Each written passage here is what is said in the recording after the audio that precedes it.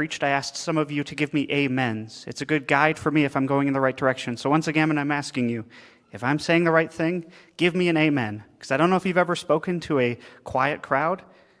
Part of you dies every second the crowd stays quiet. Doing youth ministry, and you ask the students, do you have any questions? And they all just go, it hurts. So please, if you like what I say, give me an amen. Thank you. So this morning, we're doing the Beatitudes, like Al read, and we're actually doing it for the rest of the summer. We've been talking about it slowly, and I've been given verse 6. Blessed are those who hunger and thirst for righteousness, for they will be filled. Now, when I first started doing this verse, I was actually reading the NIV. And NIV, unlike NRSVA, puts it as, blessed are those who hunger and thirst for justice, for they will be satisfied. Who knows it by the justice and satisfaction version? Anybody?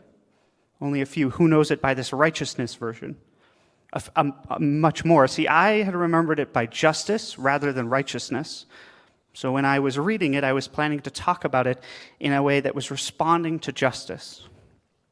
And yet, I think in English, these two differences evoke very different emotions.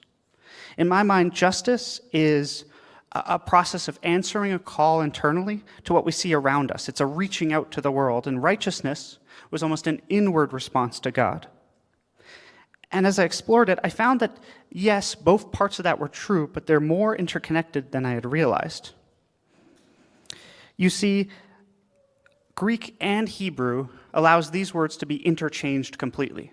So when I say righteousness or I say justice, they mean the same thing. And so Jesus was very likely saying the exact same word at the same time in this moment. So don't think of it only as righteousness or only as justice. Or better put, don't think of it only as an inward response or only as an outward response. It is both and. You see, this is an important distinction to make because when I talk about the Beatitudes, I'm not calling us to one or the other answer. To hunger and thirst for righteousness and justice is what is being told here. And it's a calling to hunger for the ways of God. I think a good way to put this is seeking out God is a process of seeking out both justice and righteousness. And to seek out justice and righteousness is a process of seeking out the Lord. You can't avoid at the very core of righteousness and justice is God. Or at the very core of God is righteousness and justice. The action response of righteousness and justice drives me to Christ as much as Christ drives me to righteousness and justice. And so we are left with this question: how do we react to this verse? As I said originally, I was going to talk about our response to justice alone, a calling of outward action sparked by God. And that's found here in this verse. However, I believe it's much more than that. At the very core of the Beatitudes is a calling to grow in the ways of the Lord. And I think the Message version puts it really well. Now, we've read the Message version a few times over the summer, but I'll read you a few choice verses. So verse 3 from the Message goes, "You are blessed when you're at the end of your rope. With less of you, there is more of God and his rule." Verse 4, "You're blessed when you feel you've lost what is most dear to you. Only then can you be embraced by the one most dear to you." And verse 6, the verse today, "You are blessed when you've worked up a good appetite for God. He's food and drink in the best meal you'll ever eat." In my mind, the Message version puts these verses into context in a different way than the NRSV or the NIV or other translations often do. It isn't a blessing of an object or a thing you can gain. Rather, the Message points out, I think perfectly, that at the core of the Beatitudes is God calling us, or Jesus calling us, into deeper relationship with himself by responding to that which God truly cares about. I care about the poor. I care about mercy. I care about righteousness and justice. These are all things. And when it says blessed, I think it's saying, blessed are you when you pursue these because you will grow closer to God. These verses aren't a checklist of blessings. When we first brought this up with the staff and the other volunteers, Pastor Keith has said, people really like this verse and I don't know why. And I said, I like this verse. And then I thought about it and I realized I liked it because I could go down the list. Yeah, I'm merciful. I think I like justice. Yeah, I like those. And it's almost a checklist of things I'm going to buy online later and store them up in heaven. But I think when you read this verse in the context of things like the message, you can see that these are actually characteristics of God. Jesus is revealing God through the Beatitudes. And so we can read this verse as those who hunger and thirst for God will be filled with a hunger for justice and righteousness. Thank you. We will be blessed by growing closer to God and the ways of the Lord. It isn't, I'm gaining a blessing, my life will be better. It's, I'm gaining closeness to God. I am growing closer to Him by pursuing the things He cares about. We are called to hunger and thirst for God, and He demands righteousness so that His creation is in right relationship. And this is an inward response to God. It is a process of seeking right living, or shalom, a wholeness of everything with God, those around you, yourself, with creation, and the land around you. Right relationship, or righteousness, is justice. There is no separating them. And so seeking God, hungering for Him, requires seeking out justice in all creation through righteousness. But so far, all I've done is over-explain this verse to you. And I think an important part of the Beatitudes is a calling to respond. And so I think a good place to start is an example Jesus gave in Matthew 25. Jesus says, as He's teaching to the disciples and a Pharisee, "For I was hungry and you gave me food. I was thirsty and you gave me something to drink. I was a stranger and you welcomed me." Who knows this verse? Anybody? Good. You all went to Bible school, or you all went to kindergarten. "I was naked and you gave me clothing. I was sick and you took care of me. I was in prison and you visited me."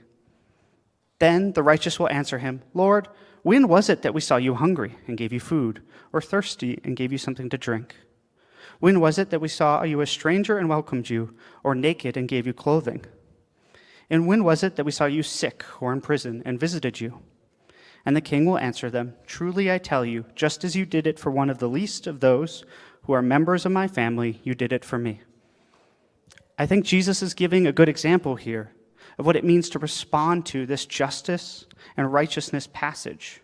Matthew reveals, in my mind, the core of the Beatitudes, a calling to love others as Christ first loved you. When I was preparing for this sermon, as I said before, I felt compelled to talk about justice. That was the version I knew. And until Lincoln and I discussed it on a Wednesday, I really felt like I was going to pull this sermon in the direction of how do I respond to the world in all of its brokenness with justice when I feel powerless to make a difference. That was where I was going to take my sermon originally. And I'm sure a different pastor could get us there. I feel hopeless to make changes. Justice feels out of my hands. I feel trapped under the weight of feeling like hunger and thirst for justice is a call to do big works of justice. However, I hope you can see through this Matthew passage, and as we've discussed already, that hungering and thirsting for justice and righteousness doesn't require big grandeur works. It doesn't require you to do amazing things. Jesus calls us to respond in simple acts of deep love, feeding and caring the hungry, welcoming strangers, especially into our churches, clothing those in need, caring for the sick, visiting those cut off from society. Doing this for others is doing this for God. Pursuing justice and righteousness is pursuing God. Just as pursuing God, hungering after Him, is hungering after caring for those who are often forgotten, turned away, and pushed down. Yes, for some, justice and righteousness will look like great big works that change the world. But for many of us here, real justice and righteousness may simply be found in the daily actions we don't often think about. Let me take this a step further in saying following Jesus, truly following Jesus, should change your daily habits so much so that justice and righteousness become unconscious responses to the daily world around you. A good example is I was at the store and I saw a man sitting outside the store asking for food. The co-op by my house is right next to a train station, so you get lots of people coming off the train from downtown who need food. And as I was walking up, I was preparing myself to talk to him, and a woman in front of me just stuck out her hand. He didn't even get a word out, and she went, "Nope," and walked right in. Now, I'm not mad at the woman. In many ways, that's the response of society. But it crushed him. It took away all his humanity, threw it in the garbage. And so talking to him was not even a process of saying, let me change your life. It was, let me share my name. Let me hear your name. Can I get you something? Can I talk to you after I get you something?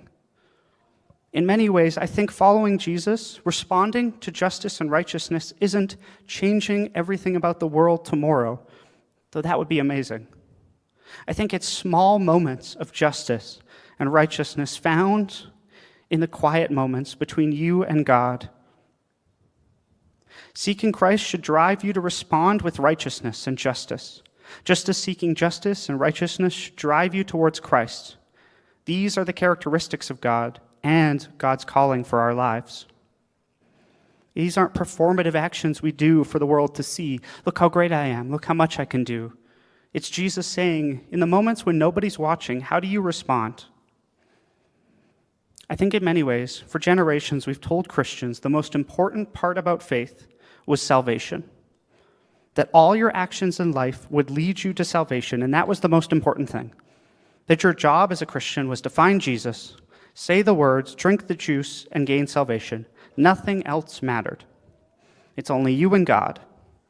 This created many generations of believers in my mind that are pretty comfortable stopping their walks of faith with God at the gates of salvation. And to be fair to them, I'm not really mad at that because that's what they were taught. That's generations of theology built on top of that. They're thinking, well, there's nothing left. I've made it. God won't kick me out. What's there to do? But as I read this passage, if I prepared for it, hopefully as I've shared to you today, the Beatitudes as a whole show me the reality that Jesus was calling believers to something so much deeper. I often tell people, I think salvation is a byproduct of faith.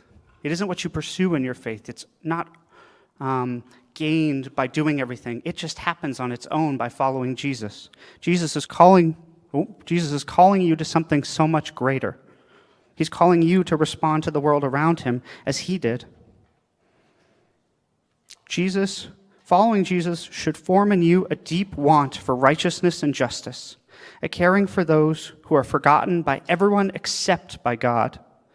But this focus on salvation alone, being the most important part of Christianity, has pushed us away from a hunger for righteousness and justice, a hunger for God, and into complicit, hollow faith. So my call to you today as you go home is to recapture that hunger and thirst for righteousness and justice. It is to recapture that want for God. And as you seek out that hunger, you'll be filled by God. That is the blessing of the Beatitudes. Or as the message puts it, you're blessed when you've worked up a good appetite for God. He's food and drink in the best meal you'll ever eat. So my hope for you is you would recapture that ability to seek out God in everything that you do. That every action you take, every moment of your life, whether it's small or big, whether it's with your neighbor or your family member, your child, your employee, or simply someone at the grocery store, would all reflect Christ, would all reflect Christ's hungering for righteousness and justice. My hope is that we would all hunger and thirst after God in response seek to live out Christ's calling in our lives, to love others as Christ first loved us, not so that we can get into heaven, not so that we can get a blessing, not because we won't be kicked out, not so we can complete a checklist of faith items. Rather, we are called to love others simply because Christ's overflowing love in our life, that he first loved us. This pursuit of Christ should change everything about your life. From your simple response to daily moments to your fundamental understanding of your purpose and calling. So as we leave here today, I hope and pray we continue to recapture our hunger for God by seeking him in righteousness and justice. I'll call the worship team up.